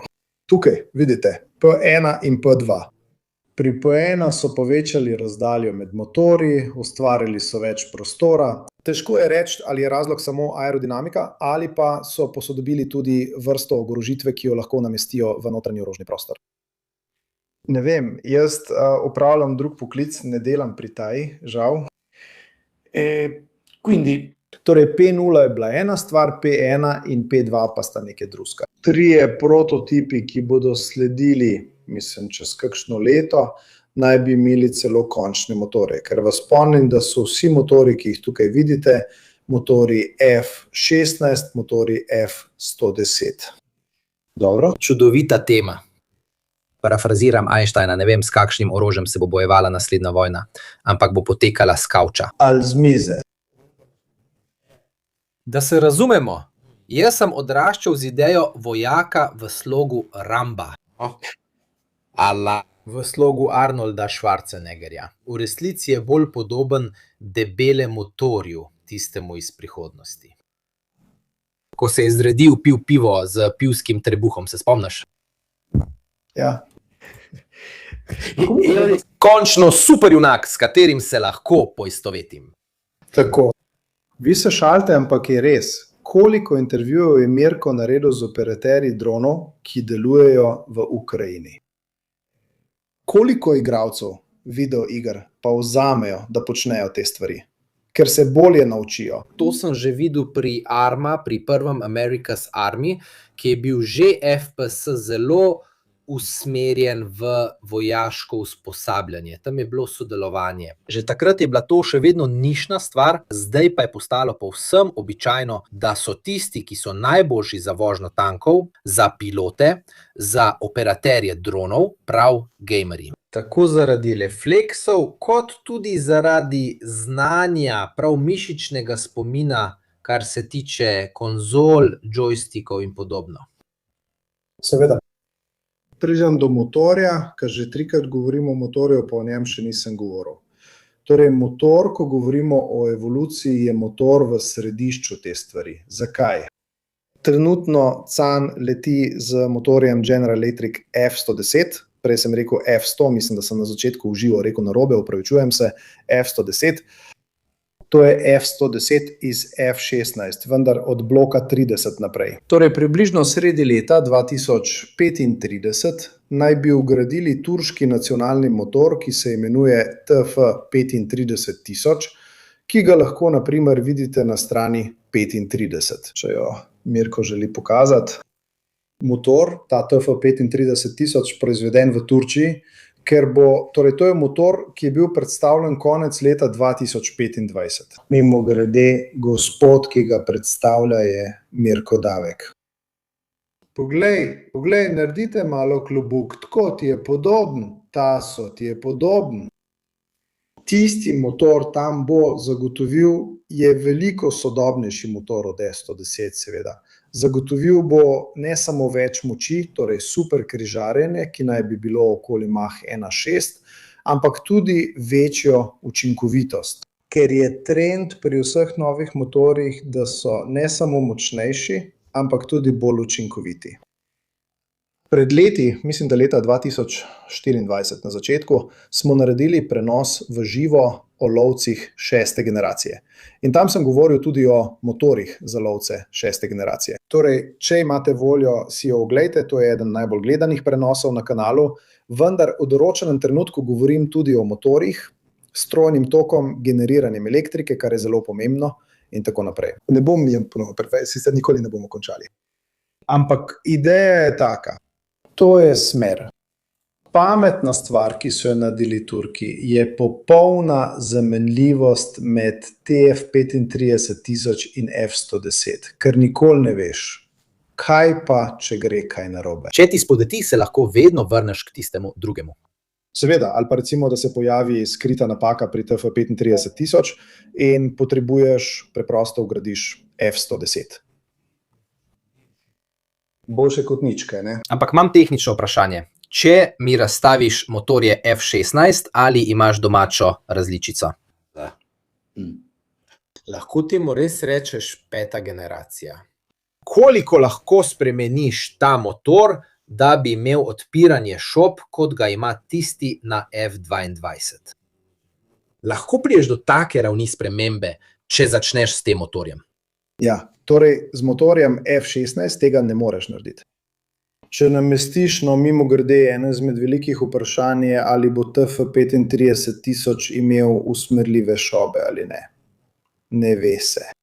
Lahko, da jih bo imel, lahko, da jih ne bo. To se da narediti brez težav, ker ga namestiš zunaj. To vidimo pri SU-57, pri SU, ki ga ima, SU-35 ga ima, tridimenzionalne mimogrede. Tako da se premikajo, lahko upravljajo 3 osi rotacije letala, ne samo 2 kot pri F22, ki se lahko premikajo samo tako. Prav? Tisti ruski se običajno lahko popolnoma premikajo in zato lahko upravljajo gibanje letala po vseh 3 oseh. Zato se imenujejo tridimenzionalni, ne dvodimenzionalni. To lahko narediš. Je pa tudi vprašanje uravnoteženja letala, ker je vse tisto, kar namestiš na zadnji del motorja, zelo težko, fizično težko in je treba to upravljati. Mora prenesti toploto in tako dalje. Je zelo težko. Torej, potem je treba videti, ali je letalo narejeno tako, da je uravnoteženo na tak način. Ko so to opazili, so kabino premaknili bližje k trupu. Da bi dosegli boljše ravnotežje, če ste opazili, je bil prej nos precej bolj pomaknjen naprej. Skrajšali so, da bi dosegli boljšo točko ravnotežja. Morda zato, ker so že izračunali, da bo zadaj dodatna teža. Lahko bi bilo. Treba je tudi videti, kakšno vektoriranje potiska bodo imeli. Ali bodo imeli tisto dvodimenzionalno, ki je spet postala moderna na SU-57, kot kaže, ali pa bodo imeli tisto v ruskem slogu, ki premika šobe na zelo poseben in zelo kompleksen način. Ne ve se. Glede tega se ne bi opredeljeval. Torej, glede opisa, sej vendarle nocoj, pravi Falcone. Supermanevrabilnost je obsedenost Rusov, poleg tega pa obstajajo tudi fizične omejitve, kot pravi Falcone. Ampak statistično gledano so boji vedno bolj na dolge razdalje. Tudi o tem smo naredili prenos v živo, Mirko, zdi se mi, da leta 2024, kjer smo statistično analizirali, kako se boj na... Že od 2. svetovne vojne naprej, v Vietnamu, kako so se razdalje povečale in tako dalje. Tako je, torej jaz ne bi stavil na vektorski potisk, ampak ne vem, odvisno je od njih, ne rečem nič, ne vem. Torej, nasplošno gre za letalo, in ko govorimo o radarski nevidnosti, o nizki radarski opaznosti, pravzaprav sem vam dal nekaj slik, da vam pokažem, kaj pomeni biti lovec 5. generacije, imeti nizko radarsko odbojnost in tako naprej. Tukaj poskušal sem vam pokazati, kako so vse linije poravnane, vse imajo enak kot, tako na krilih, pravzaprav na polkrilih, na vodoravni, repni površini, celo zgornji del zajemnika zraka. Vidite, kako je vse poravnano. Poravnane so tudi tečaje gibljivih delov. Tukaj sem vam pokazal sprednji del. Tako, vidite, kako je vse poravnano. Na ta način pomaga, ker Dario Di Francesco, to pomaga pri odboju radarskih valov stran, pod drugačnim kotom od njihovega izvora. Ni tako, da se vse naredi z geometrijo. Geometrija je le del dela. Geometrija ni kaznivo dejanje, ne te spomnim. Geografija očitno je, geometrija pa ne. Geometrija zadnje čase ni ravno v modi. Tako, geometrija pravzaprav morda je celo najmanj pomembna. Potem so tu še materiali, ki absorbirajo radarske valove. Za nizko opaznost je treba upoštevati veliko stvari. Naprimer, tukaj sem pozabil. Poudariti tako imenovano brado, torej tisto gubo, ki jo vidite na nosu letala in ki daje to romboidno obliko. Tukaj vidite, da obstaja jasna črta, ki ločuje letalo od konice radoma. Tukaj vidite tisti oster rob, to je jasna ločnica, ki se imenuje čin trdnih teles, čin, torej brada. Tudi to pomaga ustvariti jasno razdelitev kotov in nekoliko potisne valove. Radar, trudim se uporabljati najpreprostejše izraze, ki mi pridejo na misel. Predstavljajte si tole. Če te zadene zemeljski radar, torej nekaj nagnjenega, ga boš poskušal odbiti. Če pa je nad tabo, naprimer AVEX, drugo letalo in tako dalje, moraš imeti drugačno obliko, ker moraš odbijati val, ki prihaja bolj od zgoraj. Kar se tiče čelnega prereza, je narejen tako, da ima čim manjšo površino, zato so oblike, ki jih imaš zgoraj, spodaj, zadaj in spredaj, temu prilagojene. Narejene so tako, da odbijajo točno določen signal, ki prihaja iz tiste smeri. Zato so različne in zrcalne, v smislu, da so popolnoma obrnjene.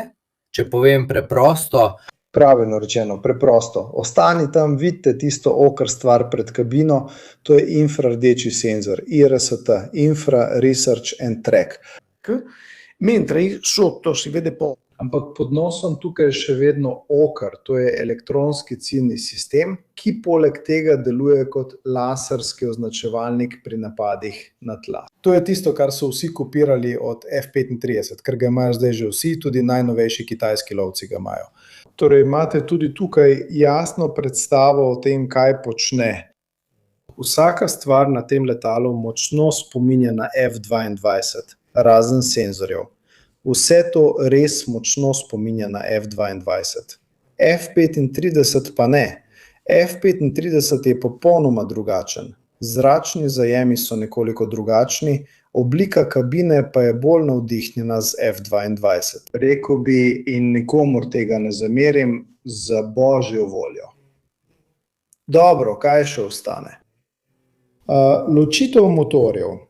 Tudi tukaj, čemu služi? Služi, kot smo rekli, ustvarjanju prostora v trupu.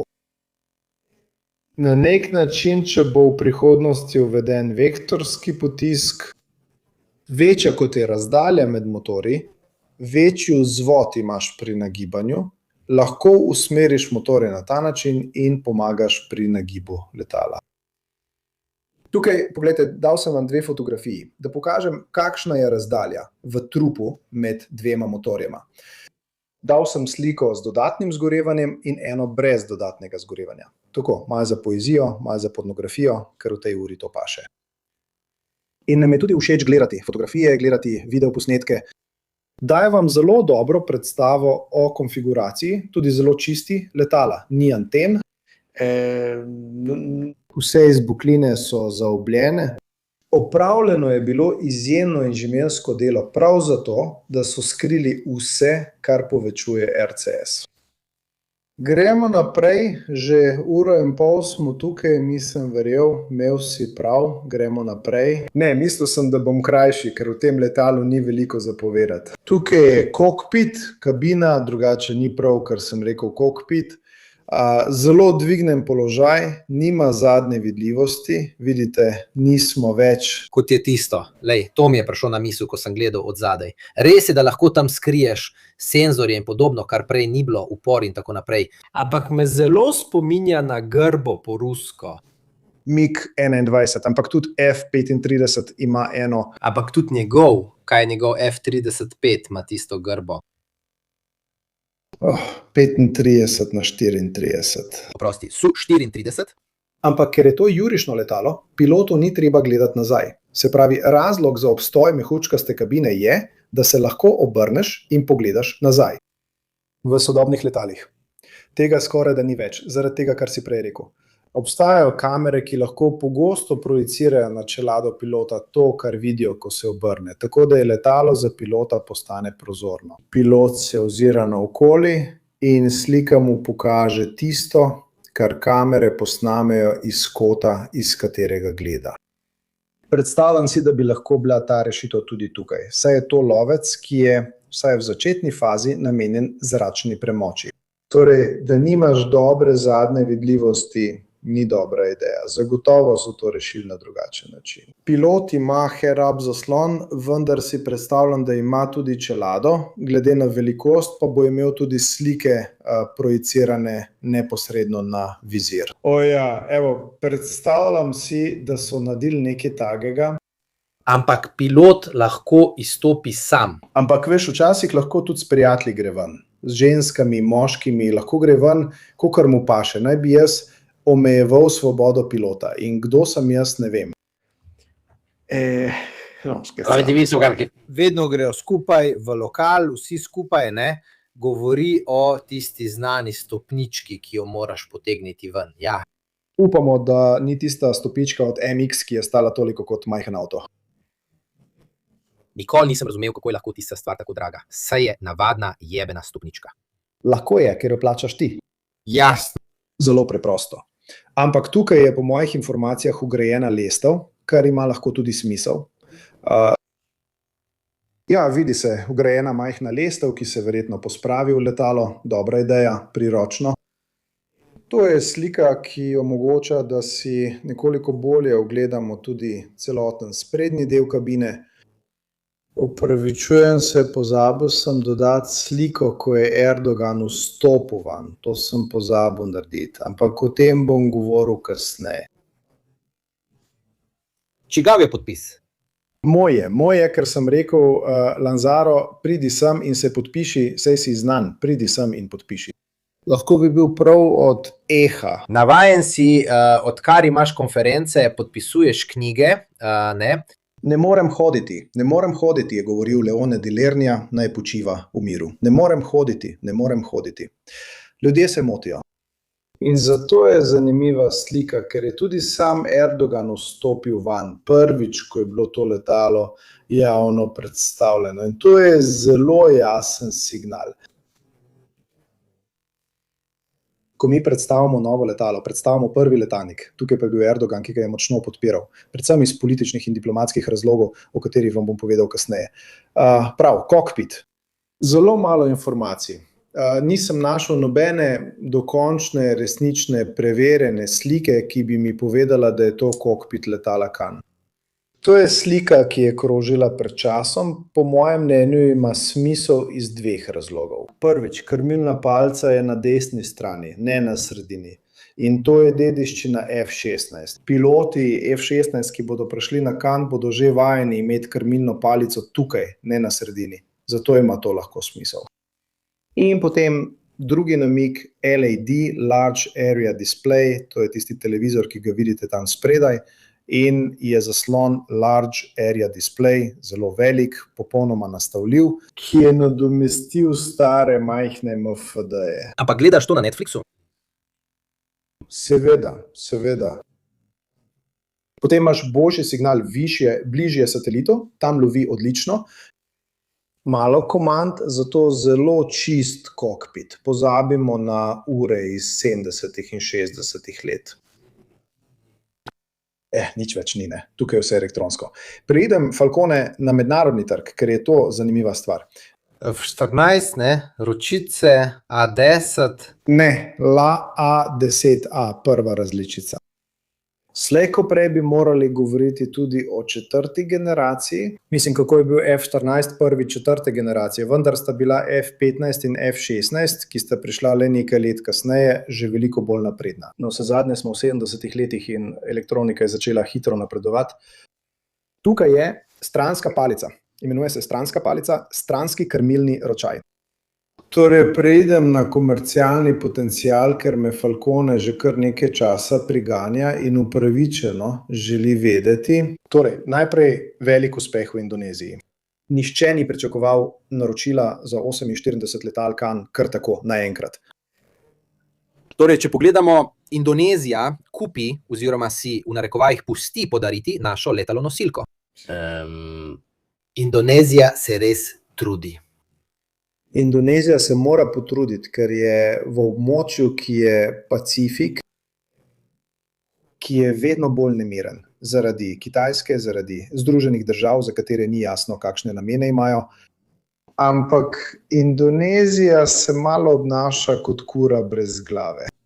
Sprva se je zdelo, da bo kupila F-15EX od Združenih držav. Preklicano. Vzame Can, potem je kupila Rafale in je partner pri razvoju KF-21 Borame z Južno Korejo. Torej, Indonezija ima, če se tukaj ustavi, če ne kupi še česa drugega, 3 glavna bojna letala, 3 logistične verige iz 3 različnih držav, 3 različna usposabljanja, 3 popolnoma različni sistemi. Srečno. Mislim, razumem diferenciacijo, ampak z logističnega vidika to ni učinkovito. Ampak ta zgodba je koristna za nas, ki se ukvarjamo s poljudnim razlaganjem, ker je to klasičen primer, kako se odločitve o nabavi ne sprejemajo samo na podlagi tehničnih lastnosti. Je boljše, je slabše, hočem tako. Ampak tudi in še posebej danes, v tako nemirnem in multipolarnem svetu, nabavna odločitev odraža politično voljo vlade, ki jo izbere. Se želim uskladiti z Združenimi državami, kupim od Združenih držav. Nočem se uskladiti z nikomer, kupim malo tukaj, malo tam, malo drugje, tako nisem vezan na nikogar. Nihče me ne more za nič obtožiti. In če mi on prekine dobavno verigo, ker naredim kaj narobe, v redu, grem k tistemu drugemu. Tudi Kitajska je bila v igri za Indonezijo. S svojimi J10 ni bila izbrana, vendar. Takrat je zaupala, po mojem mnenju. Ne, ampak je nevarno. Ampak dejstvo, da ne kupujejo več F-15EX, je precej pomembno, ne? Mislim, ni mi treba razlagati, kaj to pomeni. Saj vem. Ampak Indonezija ima denar za nakup. Fantje, poglejte si, katere države na svetu najbolj rastejo. Indonezija je med njimi. Tako z vidika prebivalstva kot BDP-ja. No, navsezadnje celoten Pacifik, celotna jugovzhodna Azija, Pacifik raste že 20 let. Razlog, zakaj je bil obrat k Pacifiku narejen leta 2010 strani Obame, je prav to. Torej, zavedamo se, da se gospodarsko, trgovinsko, politično in tako naprej težišče sveta seli tja. Mimogrede, mi smo napisali knjigo o Pacifiku. Vem za to. Ampak, fantje, ste ga kupili, ker moram tukaj plačati položnico, a? No, dajte, pohitite. Priporočam. Izziv Pacifika na Amazonu. Ne zamudite. V redu. Gremo naprej. Kakšen je smisel K na komercialni ravni? Ima smisel, ker je anti-F-35, anti-KF-21 in anti-J-36 kitajski. Je del tistih novih lovcev, ki so lahko zanimiva alternativa. Zakaj pa ne? Če si ne moreš privoščiti F-35 ali nimaš dostopa do teh letal in nočeš kupiti ruskega Su-57, ker mu ne zaupaš, potem je tukaj Turčija, ki ni velesila. Ni, je zelo dobra. Lepo ta knjiga. Nimam ga pri roki, sicer bi vam ga pokazal. Tako se lahko Turčija postavi tudi politično kot alternativa, kot alternativni dobavitelj. In potem mi lahko kdo reče, da je to letalo lepo ali grdo. Meni ni všeč estetsko, ampak estetika šteje toliko, kot šteje. Ampak tukaj se ne ustavimo. Zakaj? Kdo so še drugi vpleteni? Azerbajdžan, ki je zelo povezan s Turčijo, ki bi lahko bil prav tako vključen v proizvodnjo kana, in Pakistan. Kje? Torej so bili zadovoljni s kitajskimi izdelki Pakistan? Zagotovo so zadovoljni z kitajskimi izdelki, tudi zato, ker so zelo povezani. Vseeno pa ne vidim razloga, zakaj ne bi našli alternative. Predvsem zato, ker se to lahko uporabi kot vzvod proti Kitajcem ali Kitajci proti Turkom. To so vse igre, ki jih lahko igraš, da postaviš dva dobavitelja enega proti drugemu in dobiš boljše pogoje. Lej, Turčija mi dovoli narediti montažno linijo. Kaj pa mi ti ponujaš? Torej, tukaj se ne ostavim, ker je tu še Malezija. Tudi Malezija zelo gospodarsko raste, morda bi bila zainteresirana. Zaliv, Saudska Arabija, ki si jo prej omenil, pa tudi Katar, Združeni Arabski Emirati. Vse države, ki... Prav tisti, ki so zdaj v težavah. Bravo, ampak glej ga zlomka. Hoteli so F-35, pa jim ga niso dali. Egipt, isto, zelo blizu Kitajski, ampak zakaj ne poskusiti tudi v Egiptu? Je pa vseeno na tistem območju, v tisti makroregiji, kjer si Turčija prizadeva imeti svoj, nočem reči imperij, recimo svojo vplivno območje. Bodite pozorni, kdo je v Somaliji. V Somaliji je Turčija in videli so turške F-16, ki letijo tam. Ali mislite, da bo Somalija kmalu dobila turške F-16? Je to tako nepredstavljivo? Govorim o legitimni vladi. Španija, pozor, je izrazila zanimanje. O bog, kako je to mogoče? Torej, Španija se je umaknila iz projekta F-35 in sklepa dogovore z Združenimi državami. In kaj je najbolj podobna stvar, ki jo lahko kupi, glede na to, da je že kupila Hurjet, ki je trenažno letalo iz Turčije? Morda je bila zadovoljna, ta Hurjet sploh ni tako slab, kar v redu je. Poskusimo se zanimati za ta kan. Mogoče ga bom celo sam proizvajal, ker ali naredim sodelovanje ali pa kakšen tehnološki prenos. Ker ima Španija vseeno svojo solidno letalsko industrijo, majhno, a bi lahko sodelovala, zakaj pa ne? Razumeš? Obstaja ena stalnica pri tej stvari. Vsi, ki so imeli opravka z Američani, Turčija, vse različne zalivske države in tako naprej, Španija, ja. Bilo je zanimivo. Zelo zanimivo je, in glej ga zlomka, Čan lahko postane orodje turške politike. Ampak vprašanje je, ali je to prevelik zalogaj? Mislim, ali jim bo uspelo zgraditi to stvar, ali je letalo preveč sofisticirano. Roki so nemogoči, ker Bo žrtev lastnega uspeha, to bo naslednji prenos v živo. ali pa bo morda polomija. Mislim, lahko se zgodi, da bo letalo slabo uspelo. Jaz sem optimističen, ponavljam. Jaz veliko zaupam turški letalski industriji. Glede njihovih sposobnosti, to mislim resno in brez ironije. Z droni so zagotovo naredili odličen vtis. Ja, in zakaj bi moral biti pesimističen? Ne, jaz sem popolnoma optimističen in ne pozabimo, da za vsem tem stoji vlada, ki pritiska. Lahko imaš najboljšo industrijo, kar si jo želiš, ampak če za tabo stoji vlada, ki ne verjame v to, potem ne verjame. Tukaj pa imaš vlado, ki močno pritiska, imaš vlado, ki si absolutno želi, da ta projekt uspe. Erdogan se je osebno zavzel za otvoritev. Za ta proračun je zastavil svoj ugled. In podpis, ker je bil podpis na letalu njegov. Mislim, da je bil njegov. Mi smo naredili Feniksa, jurišni helikopter Fenice AV249.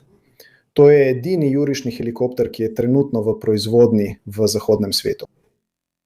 Nisem ga videl, da bi ga tako močno potiskal naprej. Popolnoma drugačna je pripoved okoli Kana. To je izdelek moje vlade, domače industrije, zaupajte, ker Sprašujem se, glede na turške časovne okvire, ali bo Erdogan še vedno tam, ko bo izšel. kdo ve. Ampak za zdaj igra na kratek rok. In moram reči, všeč nam je ali ne, Erdogan je zelo spreten politik za te stvari. Govori se tudi o mornariški različici. Zakaj? Prej, eden od naših Mornariško različico.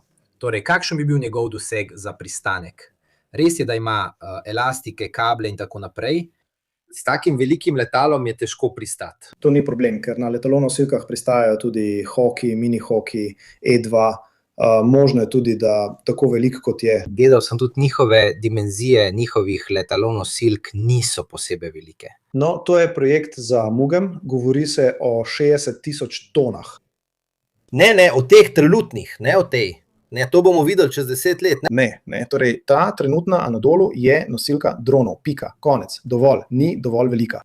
Tista, ki jo gledate, je ena izmed napovedi, eden izmed predlogov Mugema, ki je To naj bi bila zadeva s 60.000 tonami, ki jo tukaj vidite v različici 100 bar, torej kratek vzlet, vendar pristanek z zavornimi vrvmi. Torej so tu zavorne vrvi, vendar je kratek vzlet, torej z skakalnico. To je tisti nagnjen del, ki ga vidite tam spodaj, vendar ga je morda mogoče predelati s katapulti.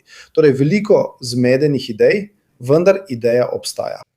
Kako ga spraviš na tla? To je letalo, ki je lahko težko, kolikor želiš. Še bolj ga bodo otežili, ker ga moraš ojačati, da lahko pristane na letalnosilkah, vendar ima veliko površino kril. Torej, če si lahko pristal s tem. To je zavorna sila, je zelo velika. Treba je videti, da poleg tega, če bo imel dobro upravljanje motorjev in tako naprej, bo verjetno imel tudi zelo nizko hitrost zastoja. Tako je, seveda. Pravzaprav ničesar ne izključujem. Lahko bi naredili tudi mornariško različico v slogu F-35B z nekoliko večjimi krili. Rešitve obstajajo. Smo vendarle v 21. stoletju in tukaj gre res za umetnost možnega. Smo še vedno pri domnevah. Tukaj sem vam dal nekaj slik, da vam pokažem, kako je bila ta stvar napovedana, naprimer s temi renderji. No, bomo videli. Ne bo dolgo trajalo, da bomo izvedeli. Torej, videli ste, kako za zaključek, in gremo proti zaključku, ker smo tukaj že 2 urici in govorimo o letalu, ki še skoraj ne obstaja. Ne pravim, da ne obstaja, ampak obstaja zelo malo. In zelo sem vesel, da nam je uspelo zapolniti 2 uri. Ne, leti, obstaja in se bori skupaj z nami. Tega nisem pričakoval.